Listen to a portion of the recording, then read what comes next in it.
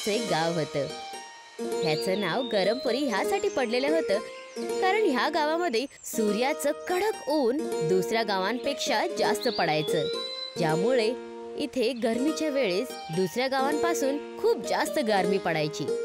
जिथे फक्त एकच दुकान होती, ती दुकान जमीनदारणीची होती, जी फॅन्स विकायची.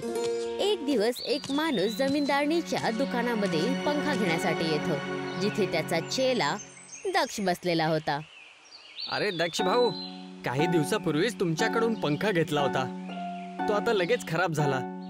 किती प्रयत्न केला चालवायचा, पण तो चालतच नाहीये. आता मी काय करू? जर तुमचा पंखा खराब झालाय तर हा एक काम करू शकतो. मी एक नवीन पंखा विकत देतो तुम्हाला. त्याच्यापेक्षा चांगला पंखा विकत देतो. अहो, हेच बोलून तुम्ही आत्ता मला पंखा दिला होता, पण तो तर आत्ताच खराब झाला. नवीन घ्यायचाय तर घ्या, नाही तर इथून निघून जा. माझा वेळ नका वाया घालू. तसं पण गरमी येणार आहे. पंखा नाही घेणार तर तडपत्या माशासारखं तडपत राहशील.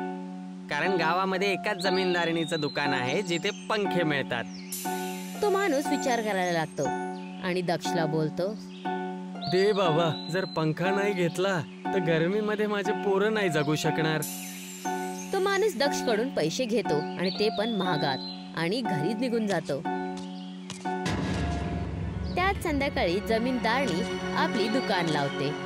सांग दक्ष, आज किती पंखे विकत गेले आणि किती लोक आले होते आपले खराब पंखे घेऊन? जी बोला, खूप सारे लोक आले होते त्यांचे खराब पंखे घेऊन, आणि मी खूप सारे पंखे विकले आज. मानावं लागेल जमीनदारनी तुम्हाला. तुम्ही मौका आणि वेळेचा खूप फायदा उचललाय. खराब पंखे विकतात नवीन बोलून. आता काय करायचं, करायलाच हवं. चांगलं विकेल तर हे लोक परत परत थोडी ना येणार माझ्या दुकानामध्ये. जमीनदारणी प्रत्येक वर्षी पंख्यांना जास्त पैशामध्ये विकायची. ह्याच गावामध्ये तरुण नावाचा एक माणूस आपल्या बायको शिनू बरोबर राहायचा.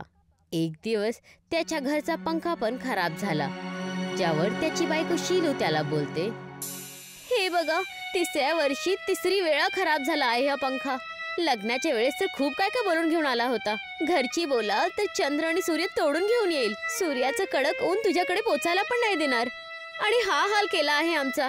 प्रत्येक वर्षी स्वतःला हात पंख्यानेच हवा द्यावी लागते. अरे बायको, आता मी तुला काय सांगू? पूर्ण गावाचं म्हणणं हेच आहे. सगळ्या गावाचे पंखे 7 महिन्यापेक्षा जास्त टिकतच नाहीत. माझे बाबा मला एसी मध्ये ठेवायचे आणि तुझा पंखा 1 वर्ष होण्याआधीच खराब होऊन जातो. पण मी ही गरमी झेलण्यासाठी तयार झाले, जे मला तुझ्या बरोबर राहायचं होतं ना. पण शेवटी प्रयत्न तर कर की या पंख्याचा खराब होण्याचा राज काय आहे. बोलत तर बरोबर आहेस तू. हा पंखा घेऊन जातो दुकानामध्ये नीट करण्यासाठी. बघतो बहुतेक याला नीट करण्यासाठी कोणीतरी मानेल यावेळेस.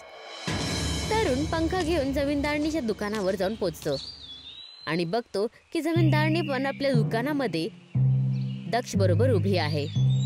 ते दोघे जण एका दुसऱ्याशी बोलत होते, ज्याच्यामुळे त्यांना दिसत नाही की तरुण तिथे येऊन उभा आहे. तरुण त्यांचं बोलणं ऐकायला लागतो. अरे, हे कसे काय पंखे विकत आहेस? किती वेळा सांगितलं होतं तुला की चांगले पंखे वेगळे करून ठेव आणि लोकांनी दिलेल्या जुन्या पंख्यांना थोडंसं तोडून मोडून परत विकत जा. चांगले पंखे मी फक्त आपल्या पाहुण्यांना देते. या गाववाल्यांना फक्त खराब पंखेच विकत जा. जी मालकीन जमीनदारनी जी, मी तो चुकून विकला, पण चिंता नका करू. पूर्ण 3 गुणा जास्त तो पंखा मी विकलेला आहे. तरुण त्यांचं बोलणं ऐकून आश्चर्यचकित होऊन जातो आणि जमीनदारणीला बोलतो, काय तुम्ही लोक जाणून बुजून खराब पंखे गावामध्ये विकतात? अरे तू इथे कसा आलास? मी तर केव्हापासून इथेच उभा होतो. दक्ष, आंधळ्या, हा इथे येऊन उभा आहे आणि तुला दिसलं पण नाही काय रे? मॅडम जी, तुम्हाला पण हा दिसला नाही? जमीनदारणी जी, तुमचं भांड फुटलं आहे. आता ह्या सगळ्या गोष्टी मी पूर्ण गाववाल्यांना सांगणार. का नाही? जा सांग, मी पण बघते. सांगल्यानंतर गाववाले काय करतील. गरमीचा मौसम आहे आणि माझीच फक्त एक दुकान आहे जिथून पूर्ण गाव पंखे घेतो आणि घेऊ शकतो, कारण आणखीन कोणी तर पंखे विकतच नाही. हा, बरोबर बोललात मालकीनजी. जा कोणाला सांगायचं ते सांग. लोकांच्या गरिबींचा फायदा नका उचलू जमीनदारणीची. माहिती नाही पडणार कोणाचा शाप लागेल. जा इथून. कोणाची हाय इथे येईल तर त्याला आम्ही बाय बाय म्हणू. तरुण नवीन पंखा न घेता आपला बेकार पंखा घेऊन तिथून निघून जातो आणि स्वतःकडून बोलायला लागतो. ही जमीनदारणी बरोबर तर बोलत होतीस. एवढे वर्ष झालेत, पण आम्ही कधी हा विचारच नाही केला की आमचे पंखे एवढ्या लवकर खराब कसे होतात. आणि हे लोक त्याला नीट करण्याच्या ऐवजी दुसऱ्यांना लुटतात आणि नवीन विकतात.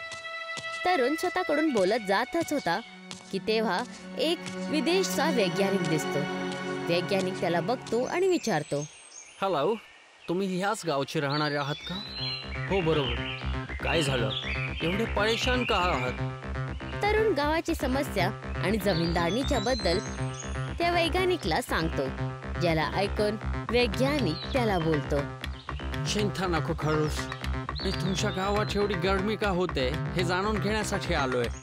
आणि याच्यापासून निपटण्यासाठी मी एक असा AC बनवलाय जो गरमीमध्ये कपडे बनवतो. मला एका महत्वाच्या कामासाठी माझ्या देशाला जावं लागेल. मी माझा तो AC तुला देतोय. चल माझ्यासोबत चल. वैज्ञानिक तरुणला आपल्या छोट्याशा लॅबमध्ये घेऊन जातो, जिथे एक AC ठेवलेली होती, जी एक साधारण AC सारखीच दिसत होती. AC दाखवून वैज्ञानिक तरुणला बोलतो, हा AC तुमच्या घरी घेऊन जा. याच्यामध्ये तू जे कपडे बनवशील तसेच कपडे हे AC बनवून देईल. आणि ही AC तुला नेहमी थंड ठेवेल. एवढं थंड की गरमीमध्ये सुद्धा सर्दीच लागेल तुला. खरंच खरंच मी तुला हे ह्याच्यासाठी देत आहे कारण मला माझ्या देशामध्ये लवकर वापस जायचं आहे. माझ्या मांजरीने माझ्या रिमोटचे बटन खाल्ले आहे त्याच्यासाठी. काय? काय नाही, बस फक्त तू याला इथून घेऊन जा आणि जिथे लावायचं असेल तिथे लाव आणि नंतर याच्यामधून कपडे बाहेर काढू शकतोस. तरुण AC घेऊन आपल्या घरी येतो आणि सगळं काय आपल्या बायको शिलूला सांगतो. तिची बायको शिलू त्याला बोलते, अहो याला चालू करून बघा. माहित नाही ह्याच्यातून खरंच कपडे वगैरे निघाले तर. ह्याला पण ह्या ACच्या रिमोटवर फक्त एकच बटन आहे, तर मला नाही वाटत की ह्यामध्ये एखादा हवा पण येईल किंवा हा एक AC चालू करेल. जसंच तो AC चालू करतो, AC मधून एक तरुणला स्कॅन करते आणि AC मधून जिथून हवा येते तिथून कपडे निघत होते. फक्त त्या कपड्यांच्या समोर एक मोठासा चंद्र बनलेला होता. हे ACने तर खरंच एक टी-शर्ट काढला. लवकरच लवकर याला घालून बघा. तरुण लवकरच तो शर्ट घालून बघतो. जसं तो ते शर्ट घालतो त्याला एकदम आराम आणि थंड वाटायला लागतं, जसं तिथे गरमीच पडत नाही आहे. आजपासून आधी याच्यापेक्षा जास्त चांगलं नाही वाटलं. तू पण तुझ्यासाठी याच्यामधून कपडे काढून घे. मीच का? पूर्ण गाव आपले कपडे काढून देईल. बघा मी कसं जमीनदारणीचा धंदा चौपट करते ते. दुसरा दिवस शिलू आणि तरुण ACला घेऊन एक दुकान उघडतात आणि गाववाल्यांना ती ACची कपडे विकायला लागतात. हळूहळू गाववाले आता पंखा विकत घेणं बंद करतात, कारण आता त्यांच्याकडे ACचे कपडे होते. एक दिवस जमीनदारणी दक्षला येऊन विचारते, काय झालं? धंदा का नाही चालत आहे? गरमीचा वेळ चालू आहे आणि तुला एक पण पंखा विकत जात नाहीये काय रे? दक्ष AC कपड्यांबद्दल सगळं काही त्या जमीनदारणीला सांगतो, ज्याला ऐकून जमीनदारणी बोलते, तर ही गोष्ट आहे. जी मालकीण, आता मी हे पण बघितलंय की तो तरुण त्या ACला कुठून पण आरामाने उचलून घेतो आणि कुठे पण नेऊन लावून ठेवतो. तर बस आपल्याला फक्त ती AC चोरी करावी लागेल. जमीनदारणी AC चोरणे करण्याची योजना बनवते. एक दिवस सकाळ सकाळ जेव्हा तरुण आपल्या दुकानाला उघडतच होता की दक्ष तरुणच्या दुकानाकडे येतो. अरे भाऊ तरुण, तुझी बायको पाय घसरून पडली आहे आणि ती तुझी आठवण काढत आहे. काय? कसं? मी आत्ता जातोय. तरुण ही खबर ऐकून आपल्या बायको शिलूकडे जायला लागतो आणि जमीनदारणी तिथे येते. वाह, काय योजना बनवली होती मी. वाह, काय नाटक केलं मी. मालकीण सोबत राहण्याचा काहीतरी फायदा झाला. चुप, लवकरच हा AC काढ आणि चल माझ्या घरी घेऊन. दक्ष AC काढायला लागतो, पण तो बघतो की ह्या ACच्या वरती काहीतरी लिहिलेलं आहे. मालकीण, याच्यावर काही लिहिलेलं आहे, अँटी थीफ. काही अँटी थीफ लिहिलेलं आहे. तर मी काय करू? चल आता ह्याला लवकर घेऊन जाऊया. ते लोक एसी घेऊन जमीनदारणीच्या घरी जाऊन पोहोचतात आणि एसीला भिंतीवर लावतात. मालकीण, चालू करायचं? हो हो, चालू कर लवकर. दक्ष एसी चालू करतो. त्याच्यामध्ये एकदम त्यांच्यासारखे दिसणारे कपडे असतात, पण ह्या वेळेस चंद्राच्या जागेटी त्याच्यामध्ये सूर्य लागलेला होता. जमीनदारणी आणि दक्ष दोघे जण नवीन एसीचे कपडे घालतात, पण त्यांना थंडच्या जागेटी गरमी लागायला लागते. अरे, ह्यामध्ये तर खूप गरमी होत आहे. नको रे बाबा, मी लवकर हे कपडे बदलून येते. मालकीण, हे कपडे नाही निघत आहेत. हे अडकलेत आपल्यावर. हे अँटी थीफ मुळेच होत आहे. आता आपल्याला याला वापस तरुणला द्यावं लागेल. दोघे जण एसी घेऊन तरुणच्या दुकानावर जाऊन पोहोचतात आणि सगळं काही त्यांना सांगतात. तिथे पण शेलू पण उभी असते. काय झालं? लुटून तुमचं मन नाही झालं तर खोटं बोलण्यावर आला तुम्ही? नाही, आम्ही तुम्हाला अजिबात नाही माफ करणार. बाळा, माफ कर, खूप गरमी होत आहे. फक्त एकाच शर्तीवर आम्ही तुम्हाला माफ करू. मी सगळं मानण्यासाठी तयार आहे. गावाला सगळे चांगले पंखे द्या आणि या गावाला सोडून चालले जा आणि कधी वापस नका येऊ. ठीक आहे, मंजूर आहे. तरुण त्या दोघांना माफ करतो.